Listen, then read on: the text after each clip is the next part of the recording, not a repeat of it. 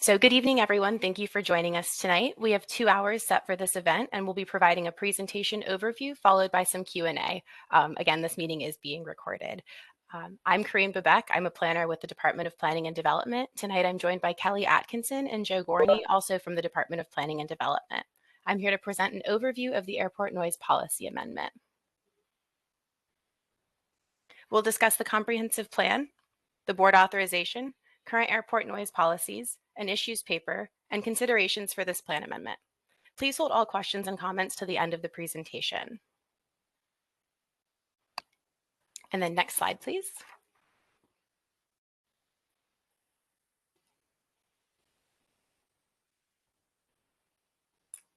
Before we discuss the proposed plan amendment, I'll begin with a brief discussion of the comprehensive plan and the zoning ordinance. The comprehensive plan is a policy document that provides recommendations for land use. This is different from the zoning of a property, which is a set of land use regulations or laws that implement the plan. The zoning ordinance identifies allowable uses for particular areas or districts and standards for their use, such as building heights, setbacks, open space, and parking. Next slide, please. The policy plan is part of the comprehensive plan and contains the elements shown here. It elaborates on the county-wide land use goals, objectives, and policies adopted by the Board of Supervisors. The proposed amendment considers updates to the land use and environment elements of the policy plan. Next slide, please. The comprehensive plan, or plan, is a guide to be used in the decision-making process about the county's natural and built environment and is used by applicants, staff, community members, elected and appointed officials, and others. The plan provides a general land use plan over a long-term horizon. The plan is used when considering land use changes, such as applications to rezone property. The comprehensive plan land use map is a component of the plan and generally designates planned land uses. The county is divided geographically into four planning areas. The 4 area plans include general land use guidance along with some site-specific recommendations. This proposed comprehensive plan amendment considers updates to Area 3, which covers the western portion of the county in the vicinity of Dulles Airport, and to the county-wide policy plan. Next slide, please. The Airport Noise Policy Plan Amendment was authorized by the Board of Supervisors on July 28, 2020. This authorization directed staff to consider an amendment for the relevant land use and environment elements of the policy plan and area plan sections to allow for the consideration of residential uses between the board-adopted 60 to 65 DNL airport noise contours with commitments to noise mitigation measures, notification requirements, and construction techniques, which is not currently recommended by the plan. Any revised policy plan guidance would apply countywide.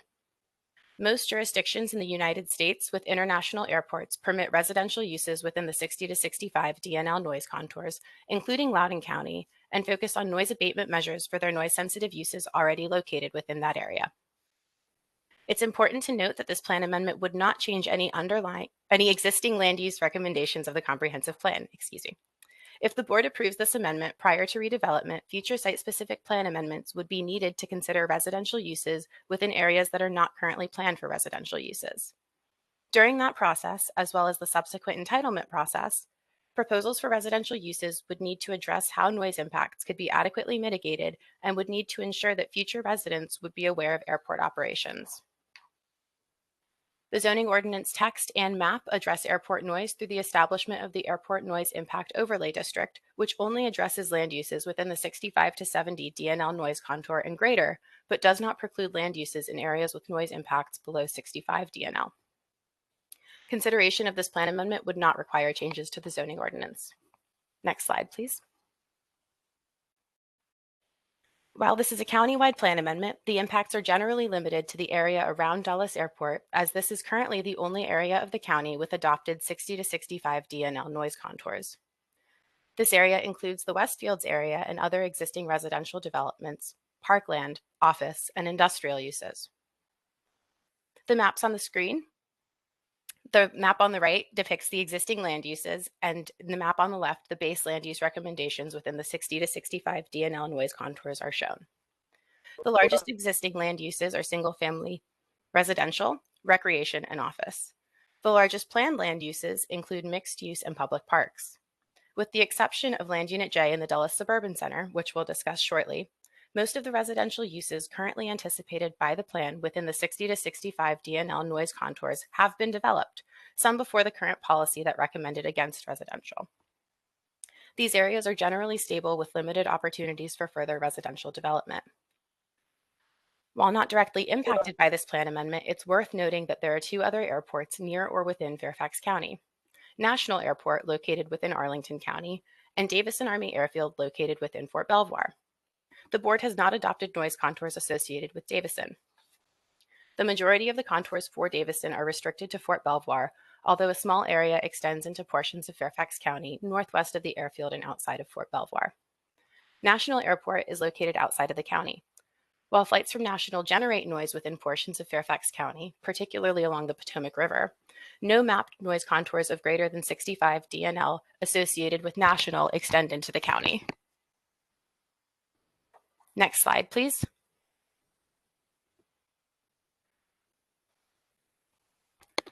Much of the existing airport-related plan guidance was adopted in 1997.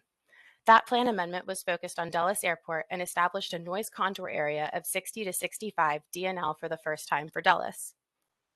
Related policies included the establishment of 60 DNL as a threshold above which new residential development would not be recommended.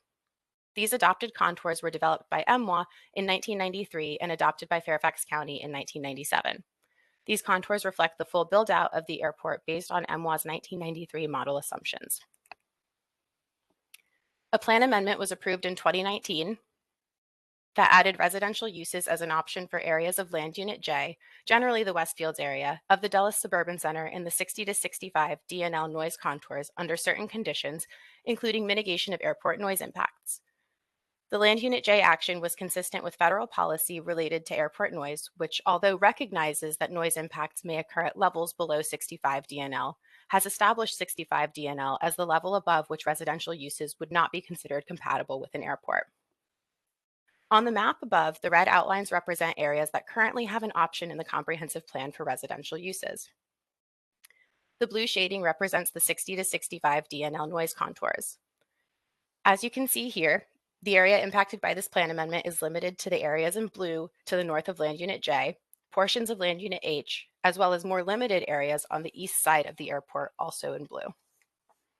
As mentioned previously, the area in blue to the south of Land Unit J is mostly developed with park and existing residential use. Next slide, please. Following the adoption of the 2019 plan amendment, the board directed staff to present possible next steps regarding airport noise issues related to Dulles, including obtaining input from a consultant regarding the proposed 2019 MWA airport noise contours. In response to the board's direction, the county hired Johnson Aviation, which provided a review of the 2019 MWA noise contour report, including a discussion of new residential uses within the 60 to 65 DNL contours. At the board's Land Use Policy Committee meeting on July 21, 2020, Johnson Aviation reviewed the MWA report. Staff provided a presentation which included a discussion of the need to balance the economic importance of the airport with the economic development needs of the county, including the provision of housing and the redevelopment or adaptive reuse of existing projects to keep them economically viable. Both the consultant and staff recommended that the board consider a policy change to allow for consideration of new residential uses between the 60 and 65 DNL airport noise contours countywide. The board also discussed whether to adopt the MWA 2019 contours for Dulles and ultimately decided not to.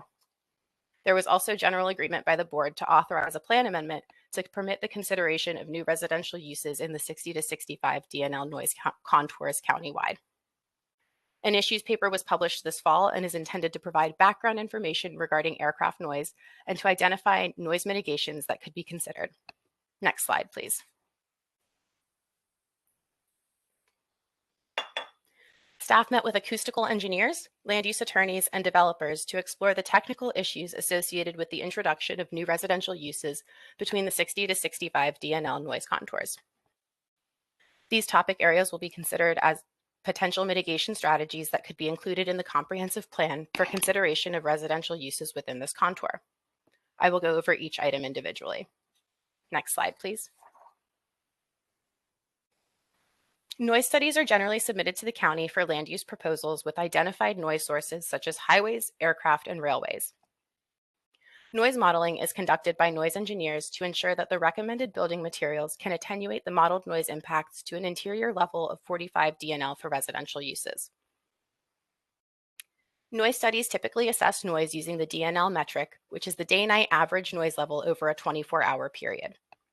The DNL noise metric assigns a 10 decibel penalty for noise impacts occurring between 10 p.m. and 7 a.m. to account for human sensitivity to noise at night. DNL is the standard noise metric used by the FAA for studies of aviation noise exposure. Airport noise studies take into account peak noise levels experienced during aircraft overflights, which are averaged into the DNL. The FAA has adopted 65 dNL as the threshold for significant noise exposure, above which residential uses are not recommended. Recent noise studies for proposed residential developments within Land Unit J have demonstrated that the maximum noise most often experienced for each aircraft overflight is an average of 10 dBA higher than the DNL levels. This led to consideration of different mitigation strategies for the developments. For residential and other noise-sensitive uses, county policies recommend the mitigation of interior average sound levels to 45 dNL. Interior noise mitigation typically includes increased sound transmission class, or STC ratings for building components to include windows, doors, roofs, and walls. Typical building construction with the windows closed can be expected to attenuate noise impacts by approximately 20 decibels. Therefore, it can be expected that the interiors of any new residences built within the board-adopted 60 to 65 DNL contours would be attenuated to the average of 45. If there is a desire to enhance attenuation to account for increased noise levels during individual overflights, the county could adopt as part of this plan amendment a performance standard of an outside to inside noise reduction of 25 decibels or more. Construction costs can be expected to increase with enhanced noise reduction, although an additional 5 decibels of noise attenuation beyond that achieved through normal construction methods, so a total of 25 dBA, was estimated to be approximately $5,000 in 2020, depending on the type and size of the residential unit. The cost starts to increase significantly for attenuation of 30 dBA and greater. Regarding building types, such as single-family detached houses, townhouses, or apartments, the acoustical engineers determined that building materials and STC ratings were more critical than the building type. Next slide, please. Current plan guidance states that new development should not expose people to noise in excess of 65 dNL in the outdoor recreation areas of homes. Within the adopted plan text for Land Unit J, mitigation to 65 dNL is encouraged for private active recreation uses, such as the placement of facilities indoors and/or enclosing facilities within a flexible or rigid structure such as a dome. Portions of various outdoor fields, recreation areas, parks, and schools are already located within the board-adopted 60 to 65 DNL contours associated with Dulles. This plan amendment does not consider any changes to that current policy. Next slide. Commitments to disclosure measures are often sought to help ensure that prospective purchasers and renters are aware of the presence of the airport and its potential associated impacts. Disclosure measures may include legally binding documents such as avigation easements and notices and promotional materials such as brochures, displays, and homeowners association documents. Consideration should be given to commitments such as these at the time of rezoning by the property owner to ensure that future residents are aware of the airport and its noise impacts prior to purchasing homes, along with other commitments to protect the rights of the airport regarding its operations. Next slide, please. Current plan guidance states that post-development noise studies should be conducted if requested to evaluate the effectiveness of noise mitigation measures. However, it might be difficult to implement remedial measures post-construction should noise attenuation goals not be achieved. Consideration should be given to conditions that require pre-construction noise modeling for building components, floor plans that reduce exposure to environmental noise impacts, and the submission of verification letters during the site review process, certifying that the noise modeled components have been properly installed. Next slide, please. Shown here are the various plan amendment milestones. We're currently in the community outreach stage and expect to have draft language available in the spring with public hearings scheduled in May and June. Next slide, please.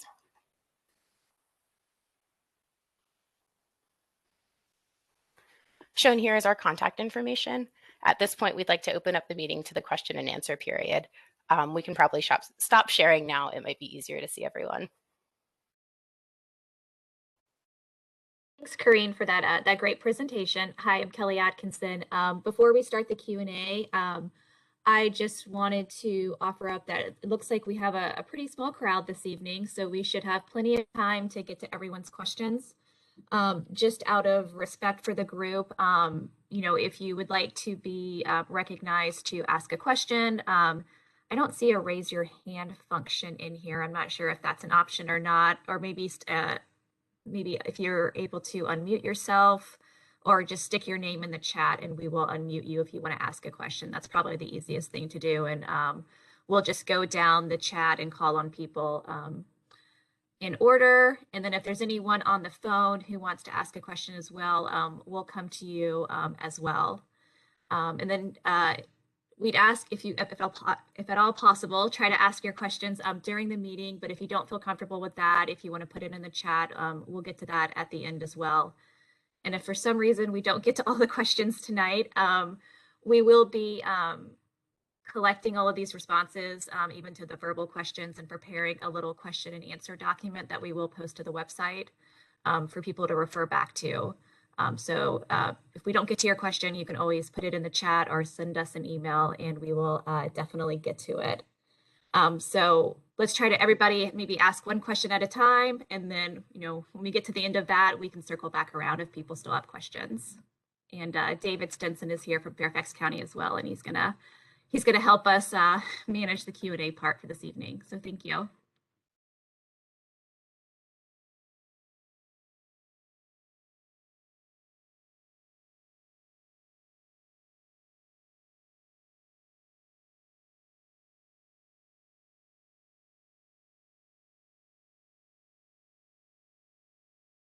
So Kelly, it looks like Joe Pham has a question.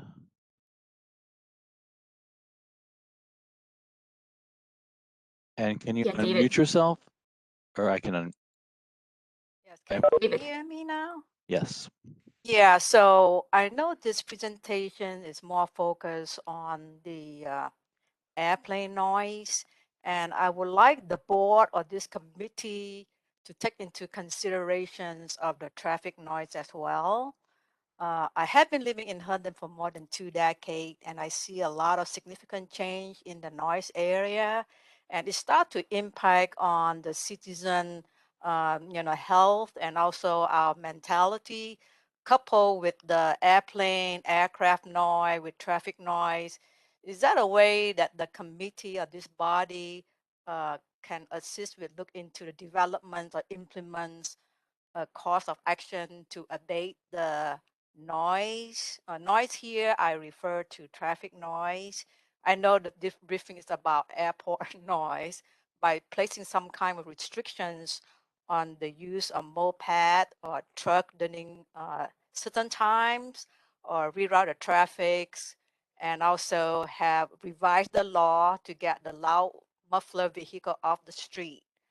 The reason I'm saying that because I have contact the police station, and they inform me that they cannot, they can no longer stop car for loud exhaust. And Virginia must change the law to allow the police to issue violations that impact on the on the quality of life of the citizens. That's all I have. Thank you.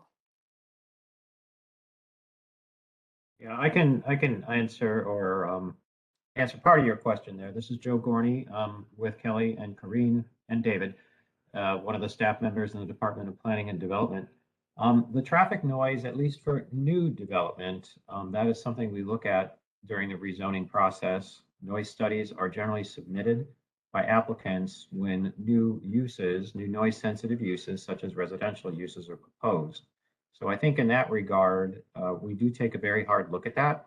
And we look at both the interior level in any house and also those exterior spaces where people would be expected to be during the day, recreation, decks, things like that. So that's taken care of. When you're talking about existing noise, and I would agree that the state law does control what we can and can't do. Just interesting to note that during this legislative session, there have been a couple of bills that have been introduced into the legislature. The state legislature is currently meeting, and a couple of them do have to do with that very issue that you mentioned, which was the loud vehicles.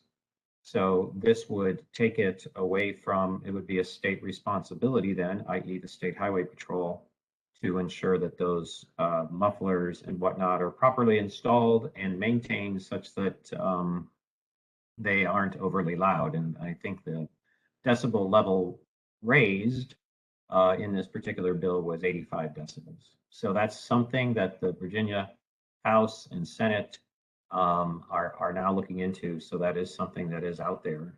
So I think for that, the recommendation would be to check into that, check some of those bills that are being proposed, and if you want, get involved and talk to your state elected officials about that particular topic.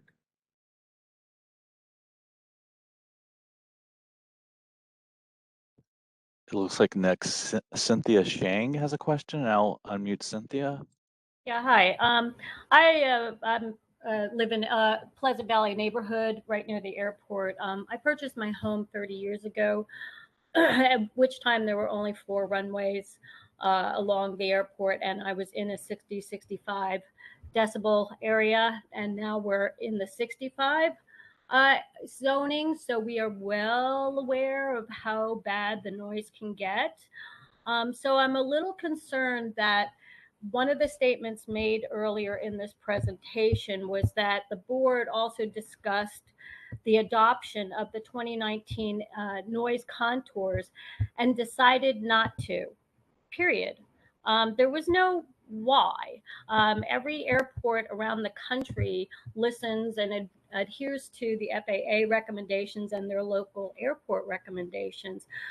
Yet the board knowingly dismissed those and is still continuing to use the old 1993 maps, which do not have the 5th runway.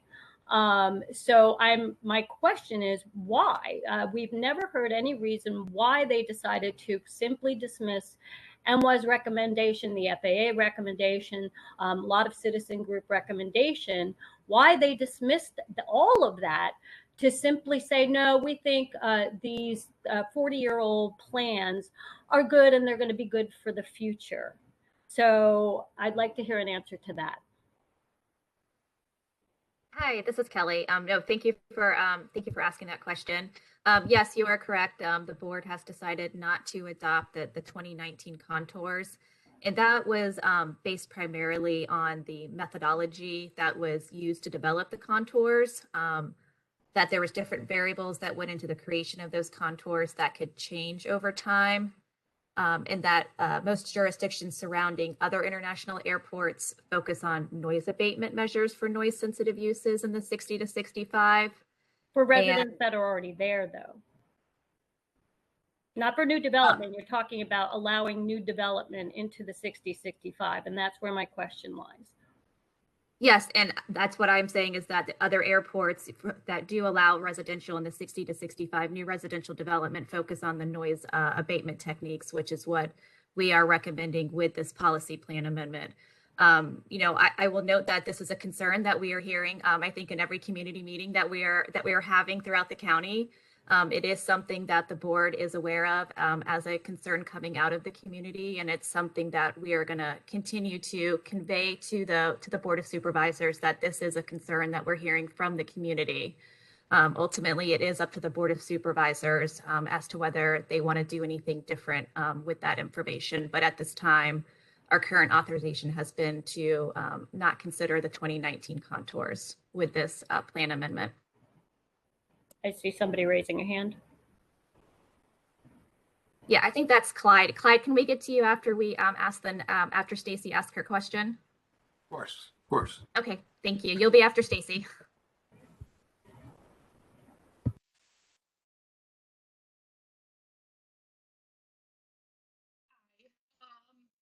Wondering, you've mentioned that Loudoun County allows developments to occur in the 60 to 65. Have you reached out to them to inquire if they've received complaints, how their development has been going for that? whether the airport has been receiving complaints from residential within that noise contour area. It seems like a good a good example of what might occur in Fairfax. Hi, Stacy. I can't hear you quite well. Your sound is a little quiet, but I think your question was if we have been coordinating with Loudoun County, and we have been talking to them since this plan amendment was authorized. So we are coordinating with them as well as with MLaw. I hope that answered all of your question. If there was anything that we missed, please type it into the chat and we'll answer it that way. Thank you. I think I fixed my settings now. You can probably hear me better. Okay, thank you. Do you want me to ask my other questions now or wait? If you wouldn't mind waiting, I think we want to try to get everyone to have a chance to ask one question, and then we can come back to you. But we can make a note that you have more questions. So I think Clyde was next.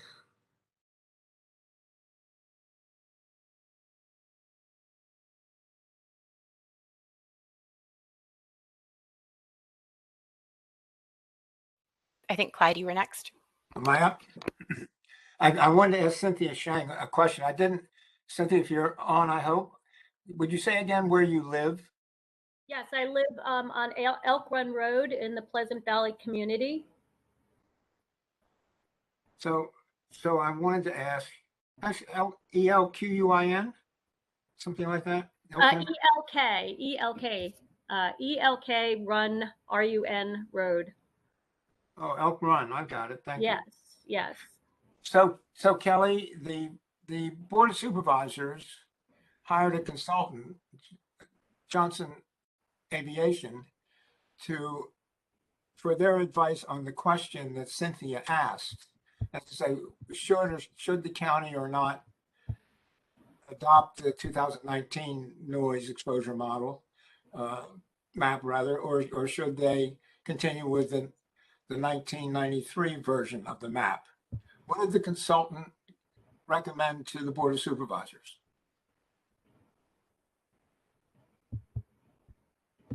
I mean, the consultant recommended that the board not adopt the 2019 contours. That is incorrect.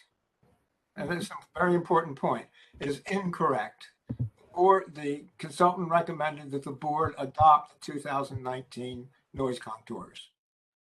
And it surprises me a little bit that in your issue paper, November 1 issue paper, that you mentioned the fact that the board had hired a consultant to provide advice on these questions, and you did not publish the consultant's recommendations in the issue paper.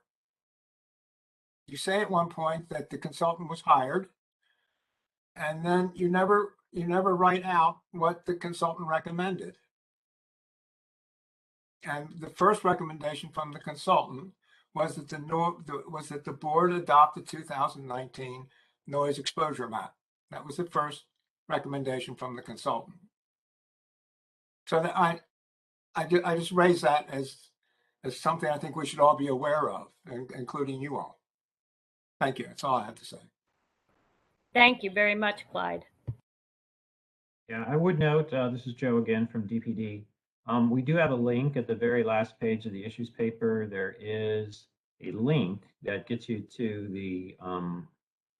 the land use committee meeting that did have that presentation. So in that, on that day in July of 2020, in that link you will find at the end of the issues paper, there are a number of documents. One of them was the report, fairly lengthy, by the consultant, which would have the recommendations in it, in addition to a couple of presentations that were given by Johnson Aviation. So yeah, we'll definitely, obviously taking your comments down, and we will be looking into that to check out those recommendations, which everybody can see there.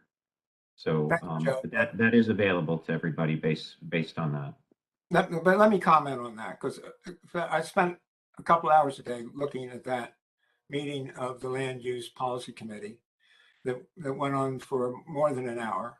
There's a lot of discussion in that, back and forth between the consultant and the supervisors. A lot of people are angry. A lot of people don't understand what's at stake here. And a lot of people don't understand what's in the consultant's report. So you should read the consultant's report. Don't try to understand from all of that discussion and all the fur that was in the air during that meeting what the consultant recommended. Read the report. It's an excellent report. And if you all could influence the course of events here to do exactly what that consultant recommended, we'd be on very solid ground. But as it is, we are adrift. And the best evidence of the extent to which we are adrift is in that July 21st last year committee meeting.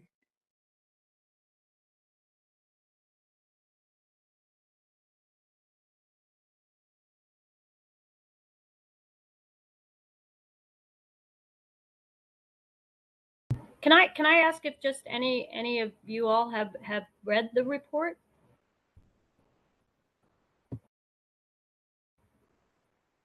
Have Yeah. you read the report? Yeah, the short answer is yes. Staff has definitely read the report. Well, I've read it several times, but it's very well done. You had a very good consultant. Can someone pop the link to that into the chat? Yes, I'll get the link up and I'll post that in the chat. I'll send that to everybody.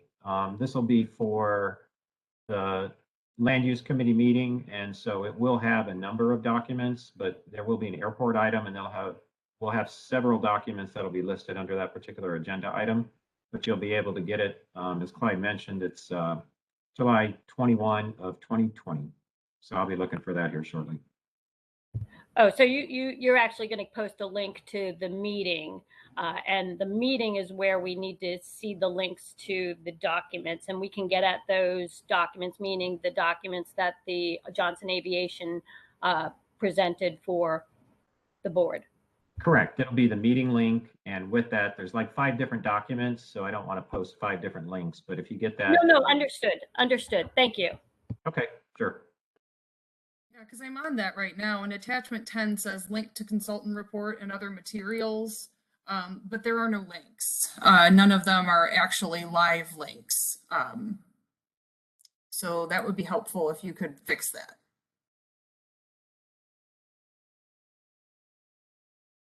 Yeah, I'll take a look at that and make sure that those links are live. If they're no longer live, then obviously they were a week ago, last time I checked. But if they're not tonight, that could be an issue. Yeah, because I can see even on attachment 9, the source for the military, that's still working, but there's, link to consultant report, July 21st, 2020 meeting, a committee meeting, and then the policy committee meeting. And yeah, none of those are actual links.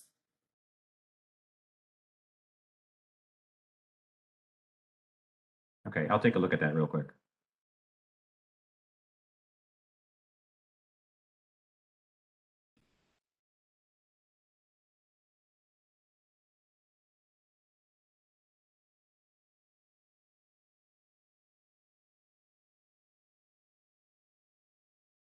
I'm sorry, may I ask one more question? Just about the real estate agents. I'm sorry, I have a friend who's a real estate agent, and she was asking, what do they do when they are presented with trying to sell a home in an area that MWA says is in the 65 and up zone, but the board has said that map is not something they want to adopt. So what are the real estate agents supposed to say? I think in that instance, it's fair to present the information. Developments in these currently with Land Unit J, developments that are in that area for residential do have these notification requirements and easements and all of that information. So that is provided. I'm not a real estate agent, so I'm not familiar with all of the things they can and can't say, but I think they would be able to point that information out, and a buyer should be able to make a decision based on that information that's available. It's all public information.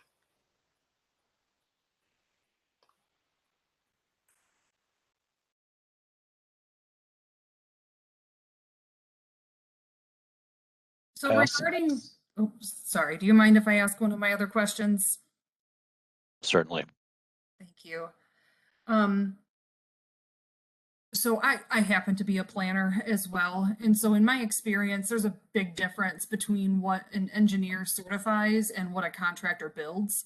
Um, and a typical homeowner doesn't actually have the capabilities or the knowledge of how to obtain the decibel limit for their interior of their home.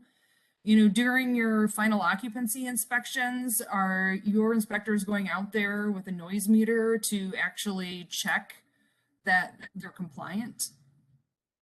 So in the presentation, we mentioned that some of the post-construction testing is problematic. And the reason for that is you have to really silence everything else on the site. So there shouldn't be any active construction or any of that, which is difficult when you're trying to phase occupancy. So what we were suggesting with the noise modeling is where the acoustical engineers actually are able to take all of the information, you know, the difference between going out into the field versus modeling. Sometimes out in the field, you might not have as many flights that day, or you might have different weather conditions or different insects that might impact your noise levels with that. And with the noise modeling, the acoustical engineers are able to sort of input different building materials to see, okay, this will mitigate your noise to 45, and this will address that.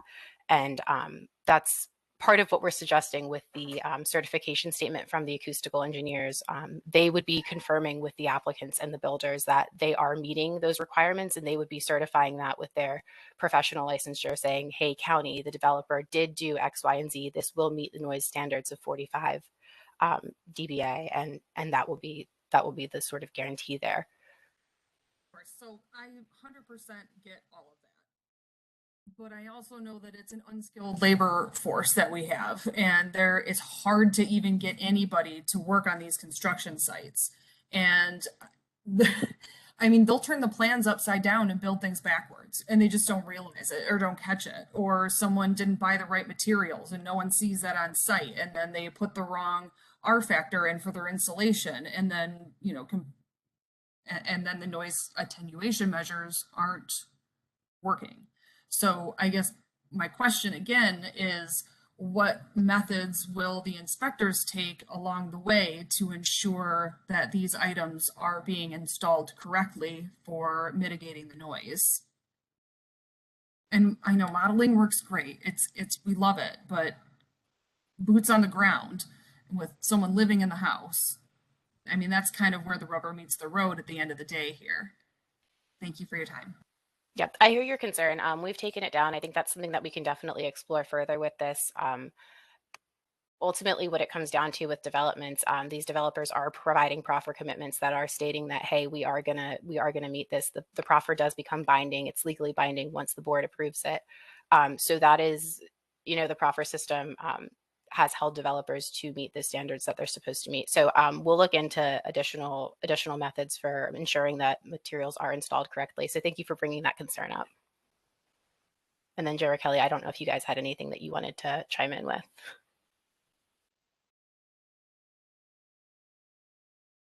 No, I think that pretty well covers it, Kareem. But yeah, it's definitely an issue that I think we see, certainly with noise, but with any number of issues, whether it's stormwater, noise, even the type of facade or brick that you might put on a particular building. That's something that is always a challenge from the rezoning phase. When these projects come in, there are certain commitments that are given as a condition of approval. And then we have to make sure staff works very hard with the various proffers that are given by a particular applicant to make sure those things are installed properly. We work with our fellow staff members in the site review and the inspections to make sure that those things happen and that we understand what's supposed to be on the ground. But it is a continuing challenge, no doubt about it. But your question is well taken.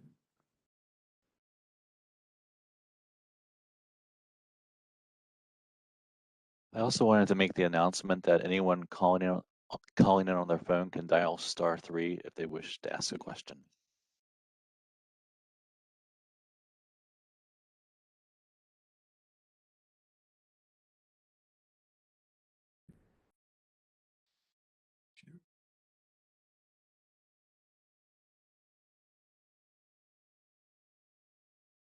And it looks like someone calling in, their hand is raised. Can you unmute yourself or?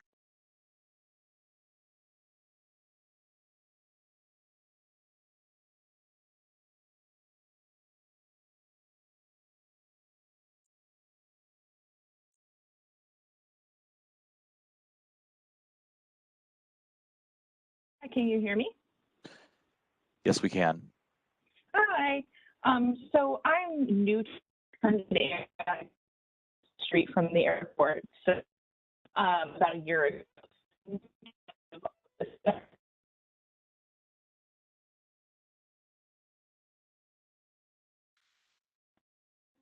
I can new development.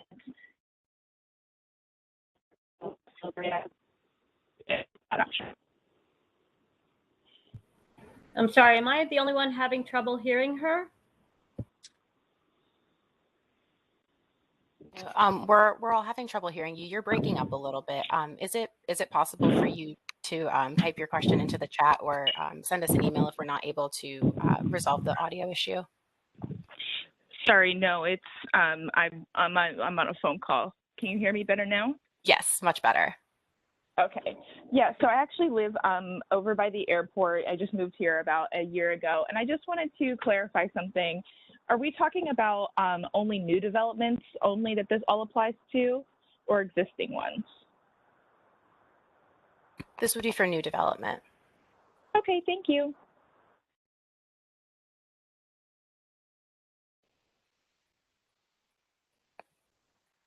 Within your discussions with Loudoun County, have they shared if there's any issues that they've run into, or if the Dulles Airport management has like a list of complaints that they've received for noise issues?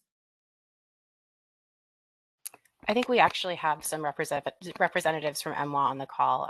If one of them wants to take the question about the noise complaints.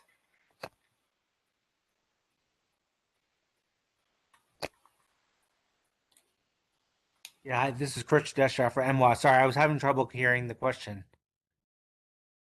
Wondering if Loudoun County has developments within this noise contour, what, if any, complaints has the county received and the airport within these contour areas? I can't answer that. I don't have the answer to that off the top of my head, but I can certainly check into that and get back to you and have that factored into the county's responses that they're putting together. I don't specifically have that off the top of my head, though. Sorry. It's not that far away, and Yeah, we certainly have all the information about noise complaints and where they come from and everything like that. So we can certainly get back to you on that. And MWA will send the response to that, and we can post it in the Q&A document that we'll share after both open houses are completed. So we have sort of a compiled resource for people.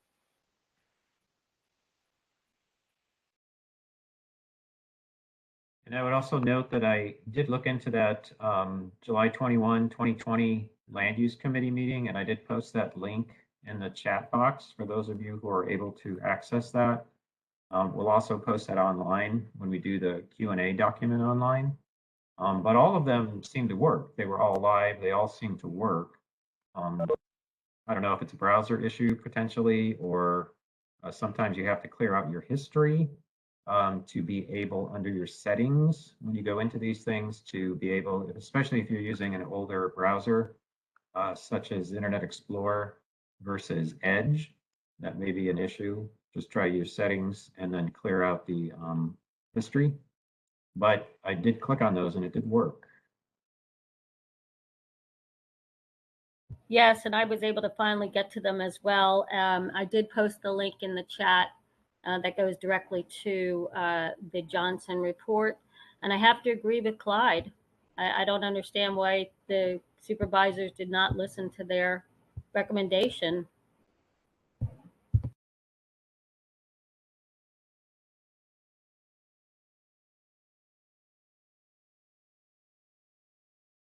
If the county is going to not accept the study based on the methodology that was used, are they going to hire and can perform another study using methodology they find to be acceptable?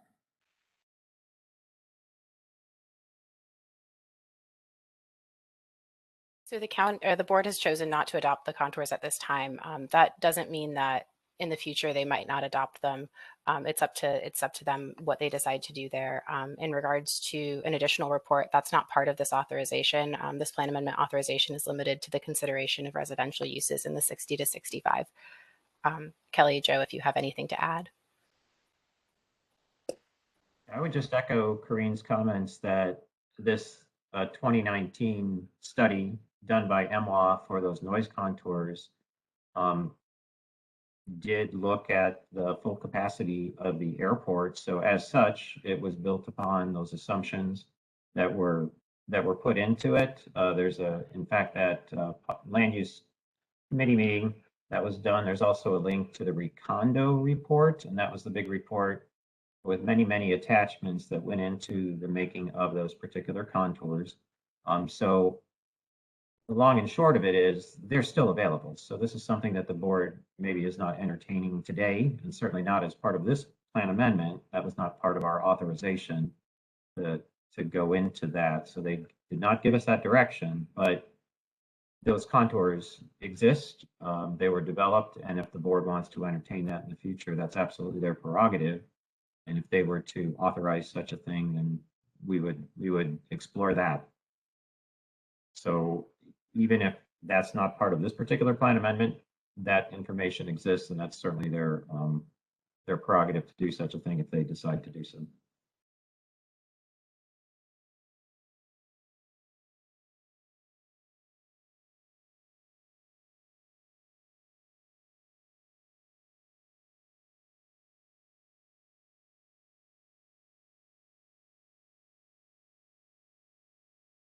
And it looks like Joe Pham has written a question in the chat. And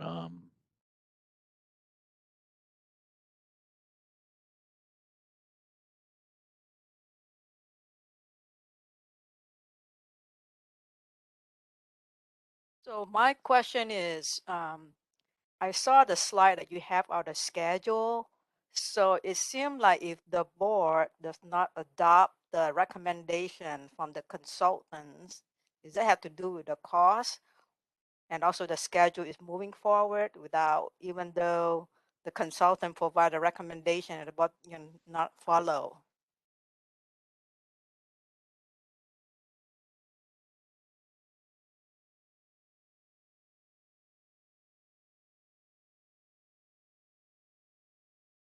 Yeah, this is Joe again. The plan amendment is about allowing particular uses, within the 60 to 65. So that's the consideration right now. As for a cost, that cost of extra mitigation, if necessary, would be borne, as Green mentioned, by the builder at the time, to do things such as having enhanced windows that might be able to take the extra noise levels when airplanes fly over. So that would be a cost associated with it. As for a cost to adopt particular contours, that would be a rezoning action. So there would certainly be a lot of work that goes into that. And yes, there would be costs associated with the administration of such an amendment to the zoning ordinance and the adoption of that as a policy. Again, the cost is in the execution of those particular policies. So when a project does come in, but as for the actual adoption of a particular amendment, in this case contours, as you're discussing, that would be administrative costs would be incurred, as there are for any amendment that's done. But other than that, however, there's no cost per se to consider. Now, having said that, the zoning ordinance does have particular provisions for various people who are in the 65 and above, not the 60 to 65, but just the 65 and above, when certain requests are made for various actions and rebuilding, et cetera, et cetera. So there are particular standards that are in their sound transmission class of those particular components of the building. So when those were first adopted within as a part of the zoning ordinance, those particular performance standards were put into the ordinance to protect people, to make sure that those noise levels were kept at an acceptable level. So those would be, I hope that answers your question.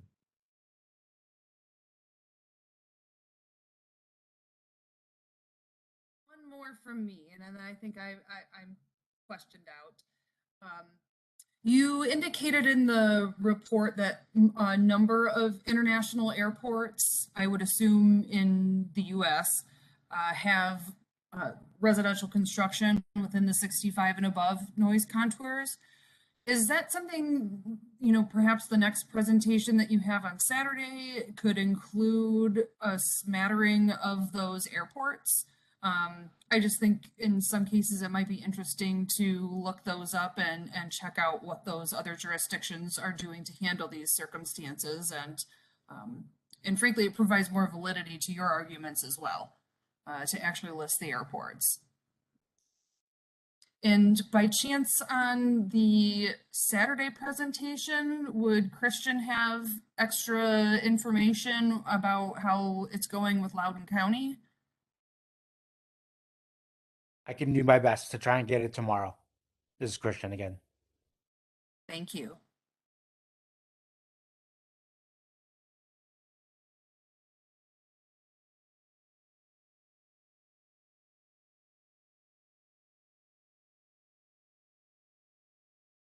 I just wanted to mention I put a couple of the bullet items from the summary of Johnson Aviation's report. Unfortunately, they look like they kind of ran together, but basically those two bullet items strongly say that Dulles International is well beyond the reasonable foreseeable projected demand with the fourth as well as the fifth runway. So just for everyone's edification, that part is in the summary of Johnson's report.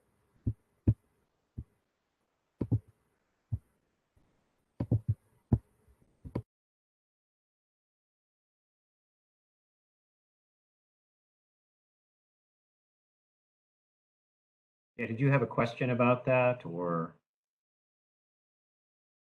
Nope, just wanted to make sure that anybody who hadn't had a chance to read the report got some of its highlights. Right, and one of the things we do, I'll just mention that for the modeling purposes, is looking at the ultimate capacity of a particular facility. So in this particular case, Johnson Aviation was exploring that ultimate capacity of Dulles.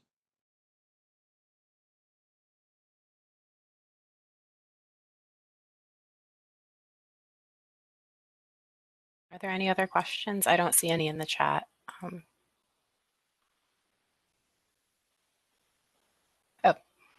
You all did a really great job. You're representing Fairfax County and the Board of Supervisors very well. And so I just wanted to, these are tough meetings to have and to be the ones that everyone has to ask the pointed questions to, but you're all doing a wonderful job, and just wanted to give you a little bit of a round of applause.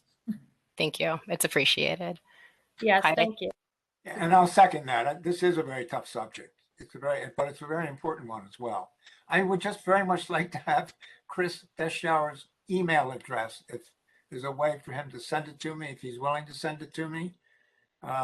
Sure. If you can see my name on the screen, hopefully it's just christian.deschauer@mwad.com.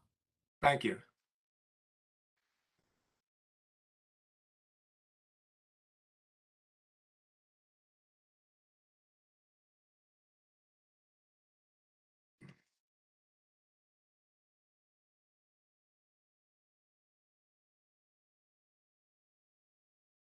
Quick questions. I know in your presentation you were referring the contour acceptable level is 60, 65 dB decibel, I'm assuming.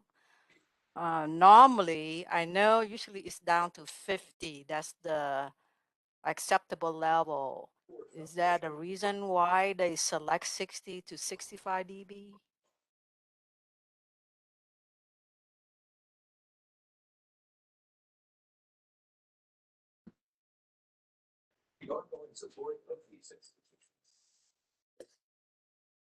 Could you clarify your question, please? What are you referring to with the 50 dB?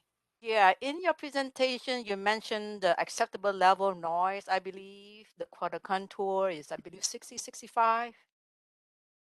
I'm just curious, why is that number got select, not the 50? Because I know a lot of literature that reference 50 is the acceptable normal noise level.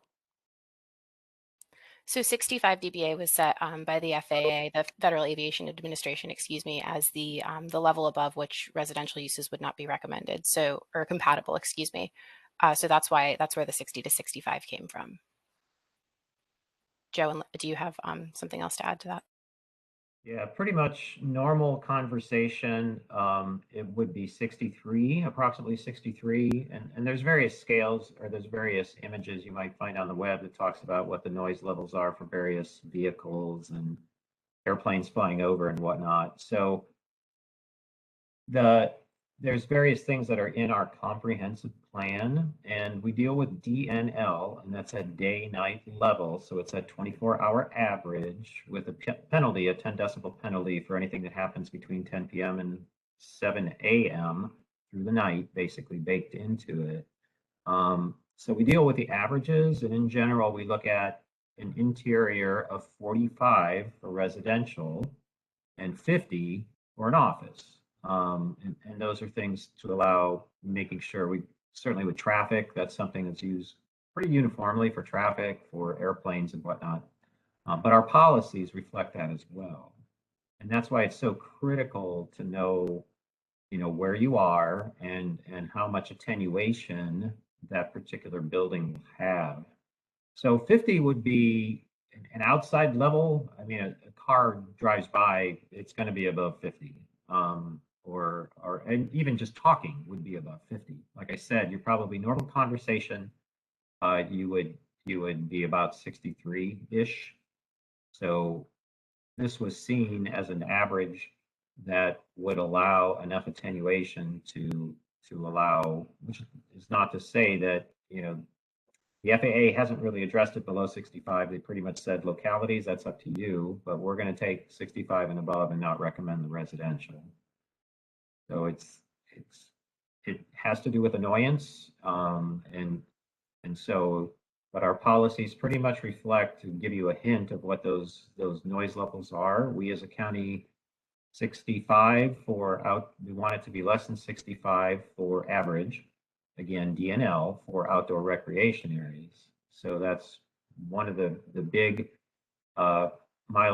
things that we look at, one of the big levels, and the other one, of course, is the 45, as I just previously mentioned. So interior 45, exterior 65, and those are the two that we talk about most often.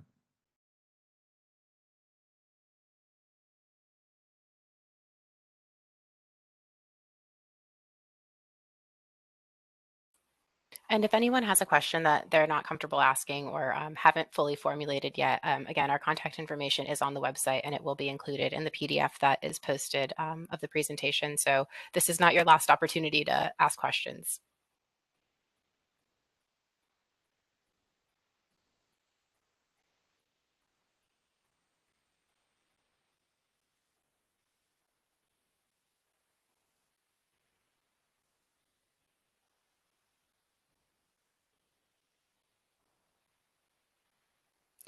If no one has any other questions, thank you everyone for coming to this open house. I really appreciate the time taken out of your day to spend the night with us. We'll have another open house on Saturday at 11 a.m. The format will be the same. We'll do a presentation and question and answer session afterwards. So if you know anyone that wanted to come tonight but wasn't able to, let them know Saturday is another option. And then that's all that I have, Kelly and Joe, unless you have something else. I think you guys are free to enjoy the rest of your Thursday evening. Thank you. Thank you. Corrine. And I think just to reiterate a few things, what Corrine says, we do welcome your input. We thank you very much for being here. Just pay attention, the website, that's where you will get most of your information and the links. The question and answers will be posted. We'll keep everybody informed about public hearings. Those are for the Planning Commission. They're going to have a couple committee meetings. Also, the board will probably do as much. And then we have public hearings. So those comments are certainly welcome during that time.